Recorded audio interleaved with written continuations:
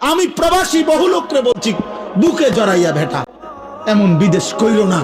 16 বছর তুমি বেটা কষ্ট করে বিদেশ করো, তোমার একটা একটা ঘাম, একটা একটা টাকার মধ্যে, রিয়ালের মধ্যে বেটা তার ঘামে ভিজা, তার কষ্টে ভিজা, তার কলিজাটা পানি করে ফেলছে। আজকে 18 বছর 20 বছর বিদেশে থাকে, একবেলা খানা দেই না কেউ নাই, এক গ্লাস পানি আগায় দেওয়ার মতো কেউ নাই, একটা জামা ধুইয়া দেওয়ার মতো কেউ নাই, একটা ভালোবাসবে একটা বিবি নাই, বাচ্চা নাই, কেউ নাই। বেচারা অসহায়ের মতো 12 ঘন্টা ডিউটি করে আইসা পইরা থাকে রুমের মধ্যে, মন চাইলে দুগা খায়, মন চাইলে শুইয়া থাকে ক্লান্তিতে। আবার ডিউটি টাইম হয়ে যায়, কে খাইবো কে রাঁধবো?